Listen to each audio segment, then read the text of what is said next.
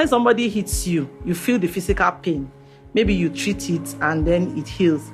But the pain that cannot even be seen with the eyes is there, is eating you up, and nobody can even reach at it. So you alone is feeling this pain. I think that is more intense sometimes than the physical abuse.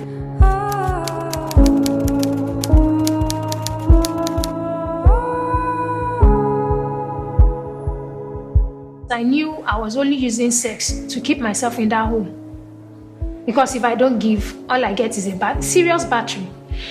He batters me a lot, beats me every now and then if I don't allow him to have sex with me.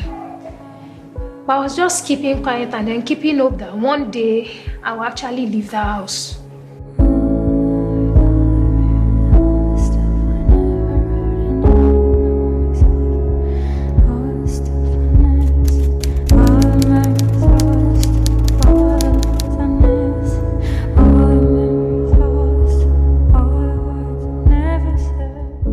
Shekara ta 13 da na yi aure lokacin da na yi aure, kuma wata na 9. Gaskiya san farko da na yi aure ba mu zauna lafiya bane da mijina, kullun cikin fada muke, ba mu zauna lafiya.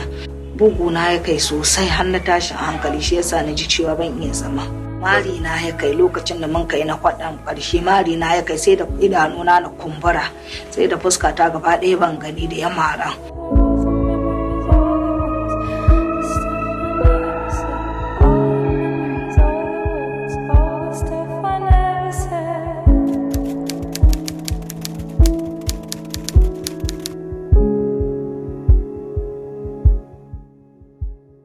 Wọ́n máa ń fún mi lóògùn kí n tó sùn pé kí n lògùn yẹn, so èmi ò dẹ̀ kí n lògùn, so wọ́n máa ń fọ́ọ̀sì mi lògùn.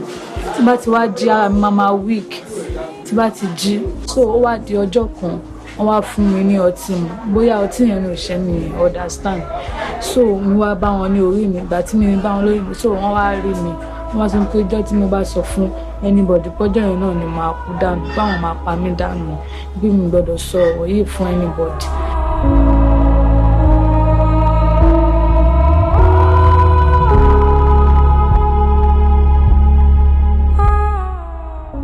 Things are just getting worse.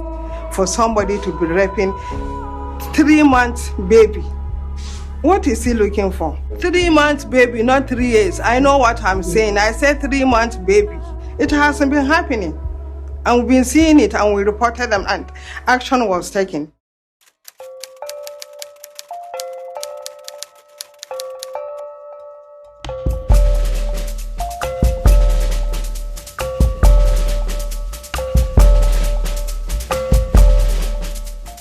An estimated third of the world's female population have experienced physical or sexual violence at least once in their lifetimes. More damning of the statistic is the fact that a substantial percentage of these acts of violence are meted out of the hands of intimate partners. Nigeria isn't far off the global average, with an estimated 1 in 5 women having experienced beating or coercion for sex. Eliminating sexual and gender-based violence is integral to the 5th United Nations Sustainable Development Goal, which seeks to achieve gender equality and empower all women and girls. Inclusive and sustainable development for all nations, and by the year 2030, is to a good degree hinged on gender equality. Yet about a quarter of the world's nations still lack laws protecting women from domestic violence. Hence the need to throw more light on gender-induced violence with a global multi-year initiative focused on women and girls, the Spotlight Initiative.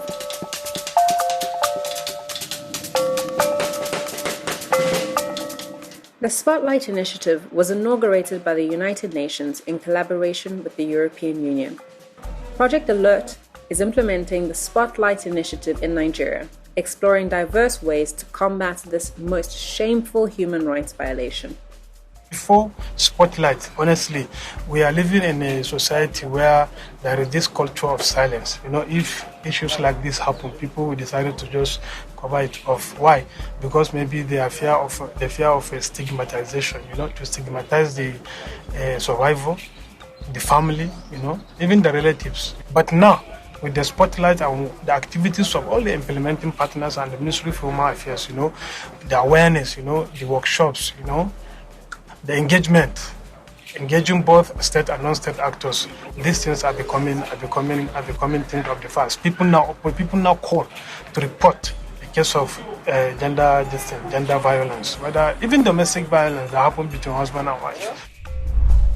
I'm 39 years old.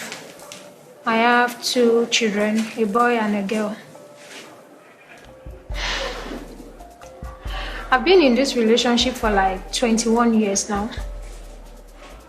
And I've been going on with everything I find myself doing was like struggling to survive.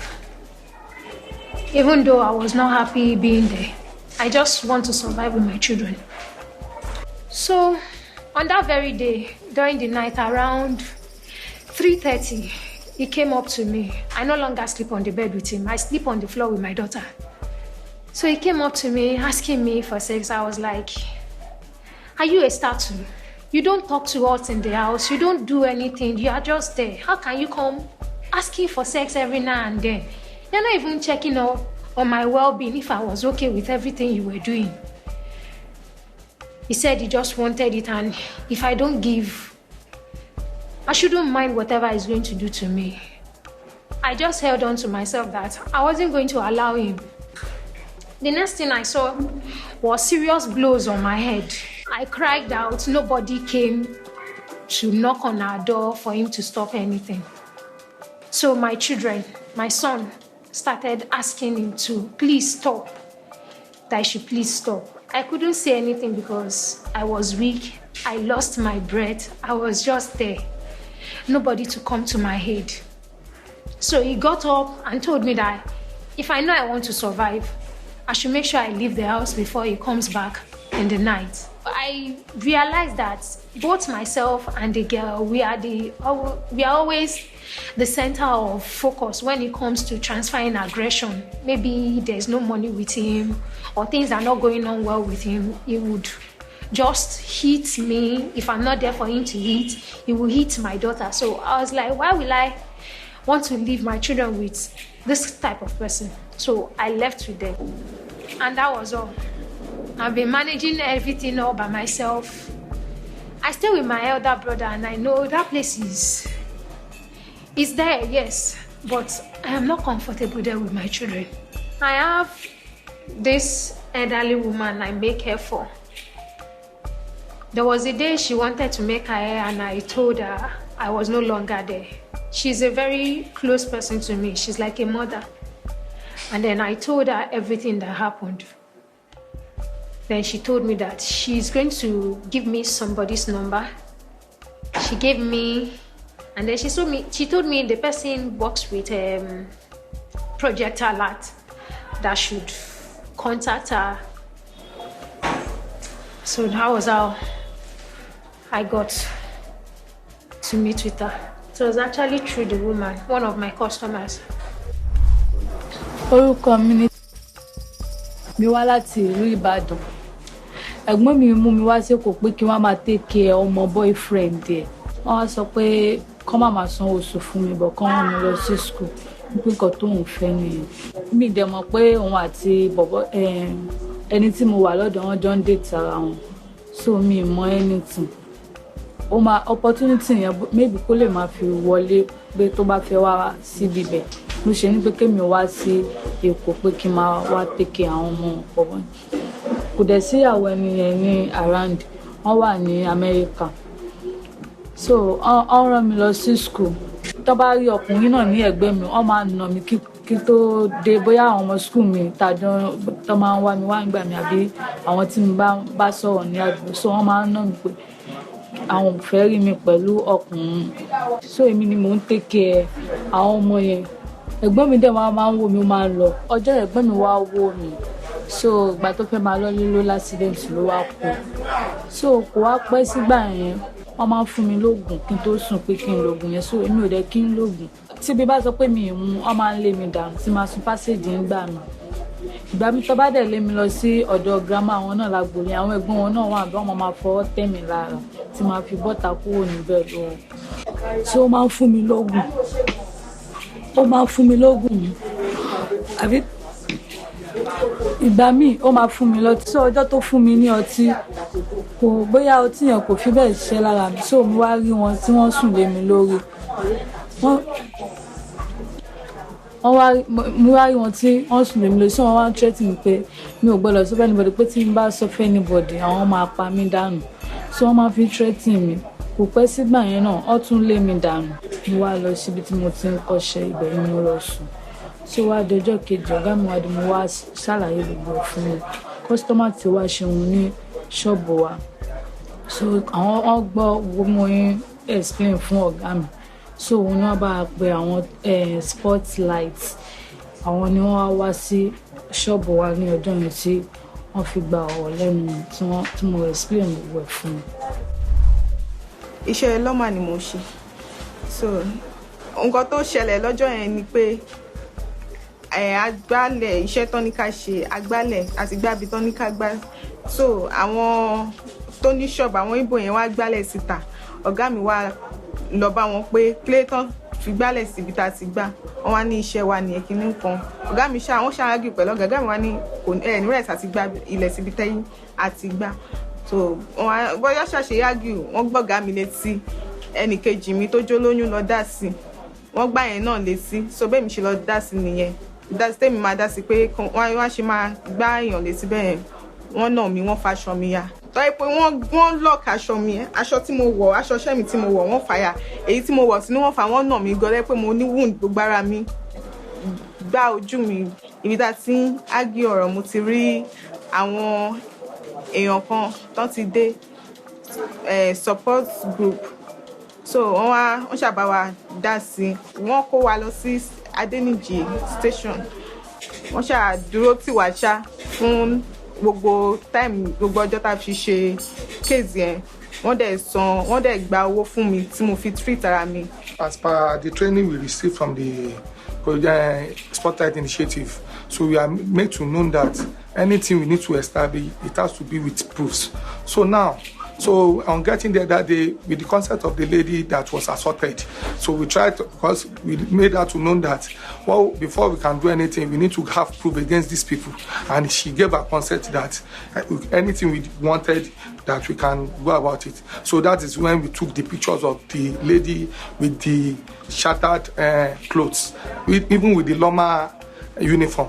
So you can even have the pictures of the incident day with me here. The lady, the assaulted lady, and her clothes displayed here with me. So when we went to the Saleko with the lady assaulted and their team and all our team too. So when we got there, that is when the police now established a case with them that they've assaulted these ladies. So now from there they were detained because it was a Saturday morning. So they were detained till Monday morning.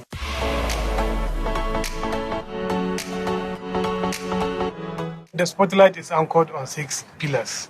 Project Alert is implementing pillar number 4, which is services, meaning that ensuring the survivors of gender-based violence have access to appropriate services, and these services include medical services, psychological services, even financial services sometimes, justice is there, So these services is what Pillar 4 is all about. And Project Alert is implementing Pillar 4 to make sure that survivors of gender-based violence have access to these services. In each of these local government, first thing we do, we pay advocacy visit to what we call stakeholders. And these stakeholders are both state and non-state actors. Now, after that, we will organize training, a kind of capacity building workshop for them. This is to get them acquainted with how the Spotlight activities are going to be implemented. We train the men separately from women. Then we train the women. Then out of them, we now make them to select some people from them.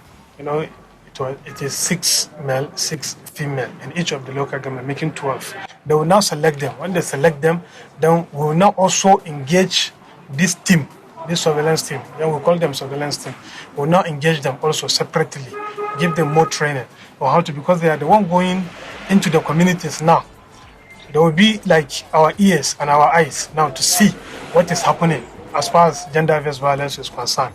Whatever report they receive, they will know how to go about it. Now, mainly the work of the surveillance team is to educate their community, to show them the dangers involved in engaging in this kind of violence. When they do, and secondly, if there is anything, if there is any occurrence of such thing, then they will now make sure that they refer it to the appropriate agency, whether to the police, whether to hospital, to the NRDG center, or to the traditional ruler, and so on. At the end of every month, we go to their local government and meet. We meet with them, we now review the activities through the month. We now know where we have problem, we now see where we have success, we now see what successes do we have and what do we need to do more. Now, every month, we hardly visit local government where we don't have a case. Every month reported, to them, then they will now report it, like I said, to the appropriate agency or organization concerned. And with that, people are becoming more aware. Spotlight Initiative ta kawo ci gaba da dama a jihar Sokoto. Sannan ta faɗakar da al'umma musamman mata yadda za su san cewa an ci zarahinsu ko kuma me accin zarahi in particular. Mina na accin zarahi. Shigowa da wannan hukuma ko kuma ƙungiya ta Spotlight ta sa mata sun san me a hakkinsu, ya aka yi a ci zarahinsu, sannan kuma in an ci zarahinsu ta ina za su bi su kai koke na cin zarafin da aka yi musu. So ba kiransu muke ba, dama mukan shiga ƙauyuka, lunguna da saƙuna wurin wayar da kan mutane akan irin cin zarafin 'ya'ya mata da ƙananan yara.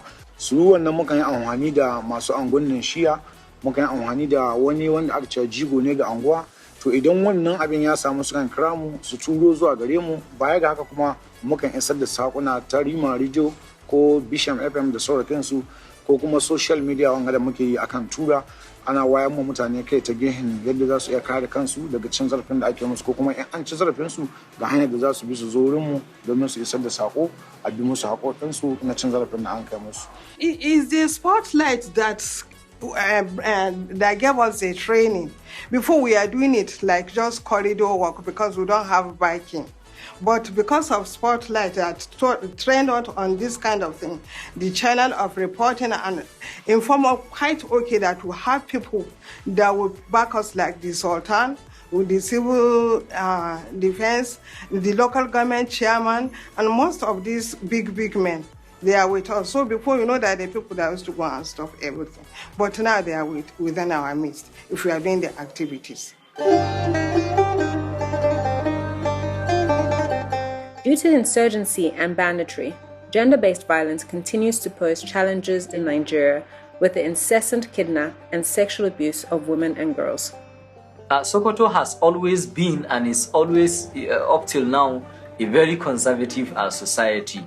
And here in Sokoto, one of the reasons why people don't report cases of sexual and gender-based violence is because the survivor, who mostly is a lady, doesn't want it to be that when she wants to get married, nobody will marry her. And we have that discrimination, we have that stigmatization. And that's why what the surveillance team is doing is to let people know that the survivor is not who to be shamed. And then one thing also the survivors, the surveillance team members have come to understand is the importance of the medical response or medical assistance to the survivor. They have appreciated the fact that there are health consequences of sexual and gender-based violence. So essentially what the surveillance team does is, because we reside in the community, we get information, and then the survivors can easily contact us, report those cases, and then we try to get them help. And we have been trained by Project Alert on Violence Against Women on how to do this job. And then in the community, some of the survivors do not even have phones, but they know our addresses, they know where they can contact us. And then for those of them that have phones, they can easily call us. Since we started this activity last year, March, we've recorded about, the whole state now I'm talking, we've recorded about more than 400 cases of SGBV. Before, it used to be like a taboo for people to even come out and talk about sexual and gender-based violence. But because of this training and the setup of this surveillance team, we've seen lots of cases, lots of married women that have been battered by their husbands, a lot of children as low as 3 years that have been sexually assaulted by their teachers or by their uncles.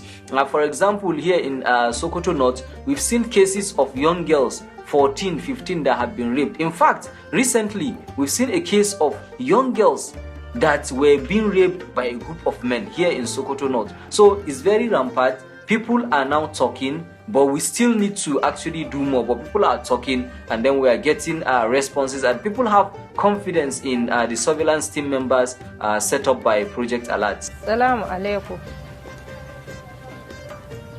Balki ana ciki. Ina ku ana. Salamu alaikum. Balki an tashi lahiya. Ya gida. Madalla. Buɗe bakin ki in jiya. To game da su jami'an tsaro muna samun goyon bayan su 100%. Saboda sadda duk wagga matsala ta taso za mu tafi mu an kawo mana report mu kuma za mu tafi mu kai musu koko wani bi akan kai ma gare su. Su za su kira mu su ce wuri kaza ga wata matsala wadda ta samu mu taho kuma mu taho mu zanna tare da suwa in abin da ka sulhunta na a ɗauka a kai gidan shi sarki a zanna a sulhunta in kuma wanda ba ka bai sulhunta na sai a ɗauka a kai can headquarter domin a hukuntar da mutum.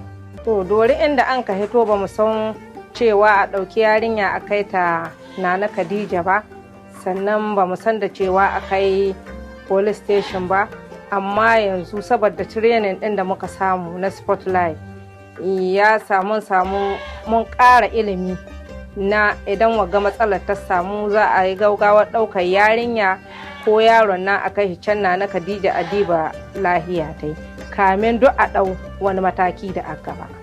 Yanzu baki da wata matsala ko? To Allah ya sawwaka. Allah ya sawwaka.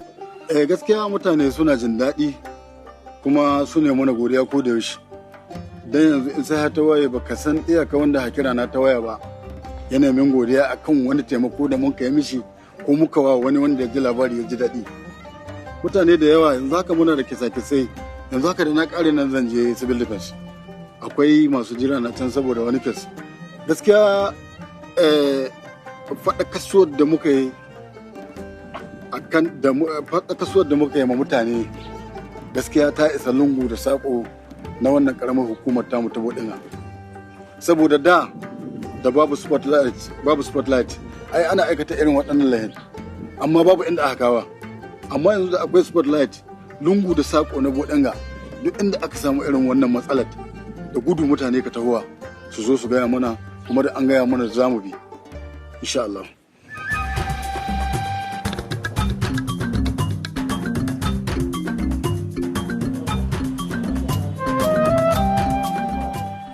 Gender-based violence, while equally pervasive in cosmopolitan Lagos, almost entirely assumes a different dimension. Its dreadful acts are somewhat normalized or frequently ignored or made acceptable. This initiative came down to Lagos Island. I was opportune to be within the second batch of the seminar. And on that particular training day, it was like if I went back to school. During that seminar that were given to us, I just made it a point of duty that I must have to be involved in this thing because it's getting out of hand, especially on harassing women and child abuse. I mean, those child that are trafficking. This thing is common within Lagos Island. You go to some marketplaces, you see what child trafficking looks like. This is something that has been within this community for a very long time. While we were young, we see the way those who are much more older than us then treat women. The way they treat them is not okay at all. That is my first aim of I will join those things. I will join this team and then see to at least to end such a thing. If we will not end it, at least we will minimize it within our own community.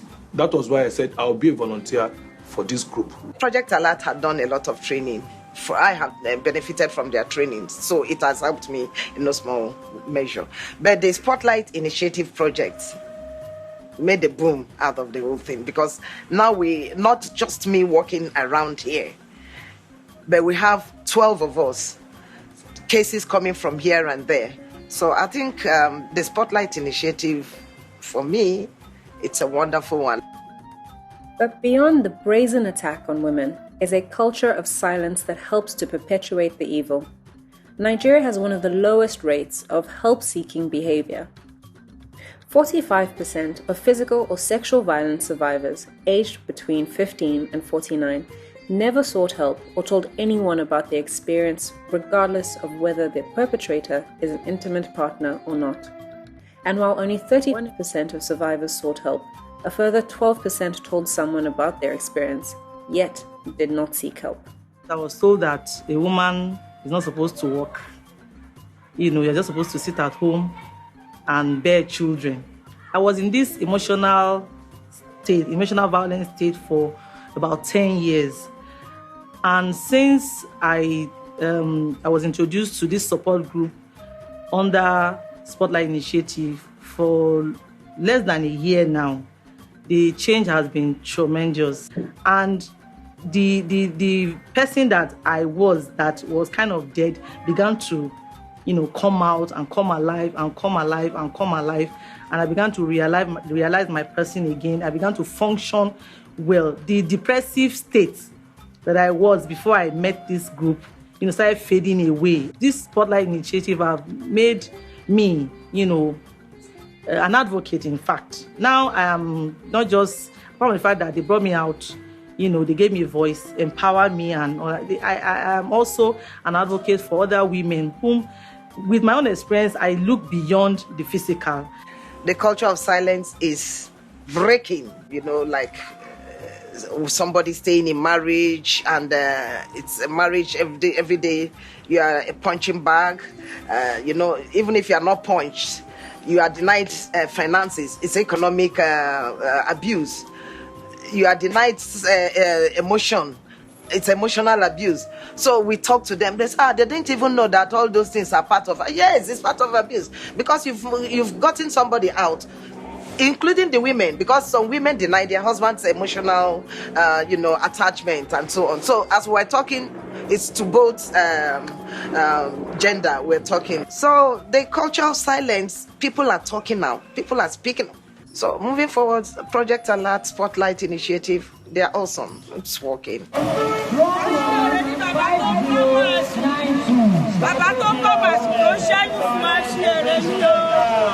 With campaigns such as #StopTheBlame, Project Alert seeks to disassociate the experience of physical or sexual violence with the accompanying stigma.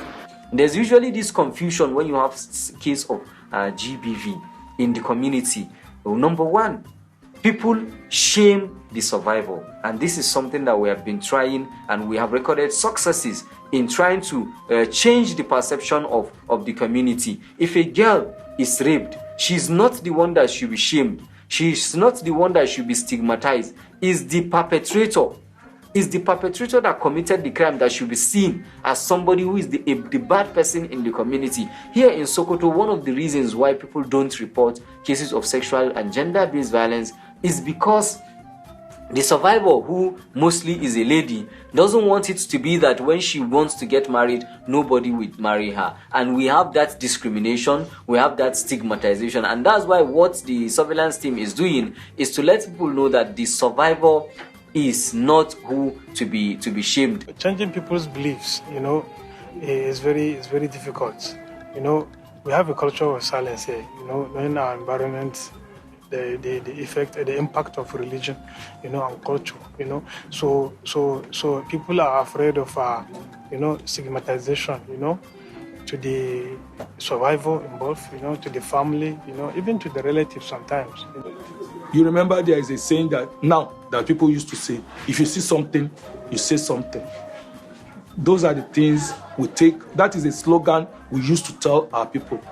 Every other time we are on our reach out, when we reach out, there is every month we go out en masse telling people what to do, telling people what not to do. If you do this, if you do that, this is what is going to be the penalty. Every other time, we used to tell them, if you see something, say something. Nothing's going to happen to you. Nobody is going to intimidate you. If you come to us, say it as it is, and justice will be done. The moment we started talking on this kind of thing, see how painful people will just be saying it out. Everything is now out.